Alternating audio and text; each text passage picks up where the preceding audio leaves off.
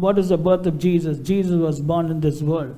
பிறப்பு என்றால் என்ன? இயேசு கிறிஸ்து இந்த பூமியிலே மனிதனாக பிறந்தார். He was born as a human being. மனிதனாக பிறந்தார். All of us know that Jesus Christ in the beginning was God. நாம் எல்லாரும் அறிந்திருக்கிறோம், ஆதியிலே இயேசு கிறிஸ்து தேவனாக இருந்தார்.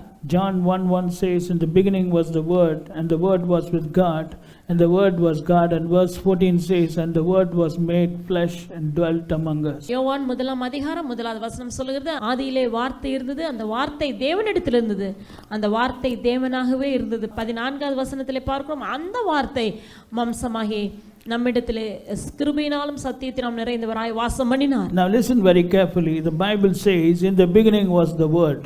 நாம் கவனிக்கிறோம், ஆதியிலே வார்த்தை இருந்தது. So Jesus, the word was there in the beginning, and the Bible says he was God. வசனம் சொல்கிறது, அவர் தேவனாக இருந்தார். Word was God. வார்த்தை தேவனாக இருந்தார். So Jesus, who was God, was existing before the beginning. ஆகவே இயேசுவாகிய தேவன் உலகம் உண்டாவதற்கு முன்பதாகவே அவர் ஜீவித்தார் அல்லது வாசம் பண்ணினார். And the Bible says in verse 14 that the word was made flesh.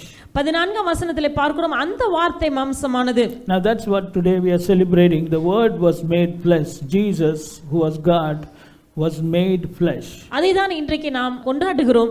வார்த்தையாக இருந்ததான இயேசு கிறிஸ்து மாம்சமாக மாறினார். அதைதான் நாம் இன்றைக்கு கொண்டாடுகிறோம். And he began to dwell with other humans as a human. ஒரு மனிதனைப் போலவே மற்ற மனிதர்களோடு கூட அவர் வாசம் பண்ணுகிறார். Now why should Jesus, the word who was God, why should he become a human and dwell with all humans? One who existed in the beginning become man.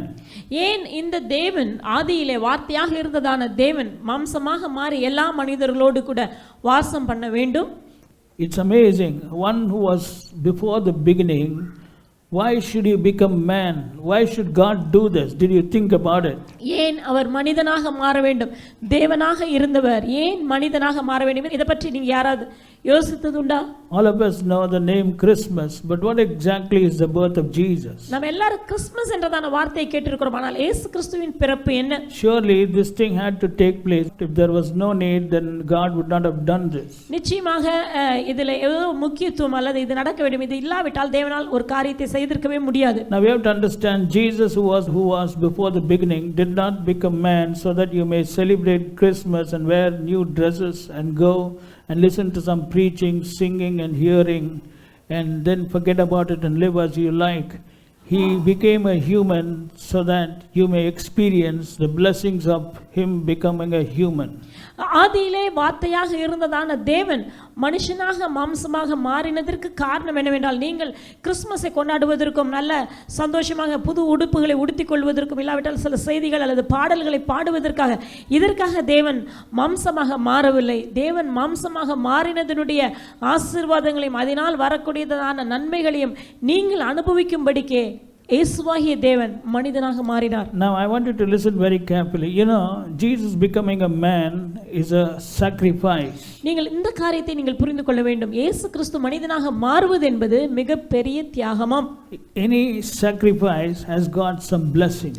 எந்த தியாகமாக இருந்தாலும் அதற்கு ஆசீர்வாதங்கள் உண்டு. If the sacrifice is small, then the blessings will be small. But if the sacrifice is big, the blessings will be big. And if the sacrifice is great, the blessings will be very great. And I want you to understand, the sacrifice that God made is not great or very great. It cannot be described in human words. And if it is so big, then actually the blessings that come out of that so big sacrifice has to be so big, it cannot be mentioned in human words. அதற்கு பிறகு அதைவிட சற்று தியாகம் அதிகமாக இருக்கும் என்றால் அதனால் வரக்கூடிய ஆசீர்வாதங்களும் அதிகமாக இருக்கும். ஆனால் தியாகம் மிக பெரியதாக இருக்கும் என்றால் அதனால் வரக்கூடியதான ஆசீர்வாதங்களும் மிக பெரியதாக இருக்கும். ஆகவே இதை நான் மிகப்பெரிய தியாகம் என்று சொல்ல முடியாது. அதை விட மிக மனிதனுடைய வார்த்தைகளினால் விவரிக்க முடியாத மகா பெரும் மிகப்பெரிய தியாகத்தை தேவன் செய்திருக்கிறார். அப்படிப்பட்ட மனிதனுடைய வார்த்தைகளால் விவரிக்க முடியாத அவ்வளவு பெரிய தியாகத்தை அவர் செய்வார் என்றால், அதனால் வரும் ஆசீர்வாதங்களும் மனிதனால் விவரிக்க முடியாத அளவிற்கு பெரிய ஆசீர்வாதங்கள். My question is, are you experiencing the blessings of Jesus becoming man today? அப்படிப்பட்டதான பெரிய தியாகத்தை செய்ததினாலே தேவன் தரக்கூடியதான ஆசீர்வாதங்கள் மிக மிக பெரியதாக இருக்கும். இன்றைக்கு என்னுடைய கேள்வி என்னவென்றால், அப்படிப்பட்ட ஆசீர்வாதங்களை நீங்கள் அனுபவிக்கிறீர்களா? Or are you just wearing some Christmas dress like everybody? இல்லாவிட்டால் எல்லாரை போல நீங்களும் ஏதோ புத்தாடைகளை அணிந்து கொள்கிறீர்களா? Today we find that everywhere people are hearing the preaching, they are singing songs, they are doing so many things, but how many of us are really experiencing the so great blessing? இன்றைக்கு பலர் பாடல்களை பாடுகிறார்கள், பல காரியங்களை செய்கிறார்கள், ஆனால் எத்தனை பேர் தேவனுடைய ஆசீர்வாதங்களை அனுபவிக்கிறார்கள்? You know, because of the so great love of God, Jesus became man. தேவன் மனிதன் மேல் வைத்த மகா பெரிய அன்பினாலே மனுஷனாக மாறினார். God so loved the world. It didn't say God loved the world. God so loved the world that he sent Jesus. தேவன் உலகத்தில் அன்பு கூர்ந்தார் என்று வசனம் சொல்லவில்லை. தேவன் உலகத்தில் இவ்வளவாய் அன்பு கூர்ந்தார். இவ்வளவாய் அன்பு கூர்ந்ததினால் தன்னுடைய ஒரே பேரான குமாரனாகிய இயேசுவை இந்த பூமியிலே அனுப்பினார். How many of you know that you can change your world? எத்தனை பேருக்கு தெரியும் உங்களுடைய உலகத்தை உங்களால் மாற்ற முடியும்? You can't change the world. Don't change the world. Don't try that. That's stupid. You can't change because you know what the world is going to happen. The Bible is very clear. So our job is not to change the world. Our job is to change our world. நம்ம உலகத்தை மாற்றணும்னு நினைக்காதீங்க. உலகத்தை உங்களால் மாற்றவே முடியாது. அது ஒரு மதியீனமான செயலாகும். அப்படி நினைச்சாலே அது ஒரு மதியீனமான எண்ணமாகும். ஆனால் உங்களுடைய உலகத்தை உங்களால் மாற்ற முடியும். It's like saying I'm going to lift a mountain. நான் போய் மலையை உயர்த்துகிறேன்னு சொல்வதை போல. You can't lift the mountain, brother. மலையை உங்களால தூக்க முடியாது. Nobody can lift a mountain. எந்த மனிதனாலும் மலையை தூக்க முடியாது. So don't do something which you cannot do.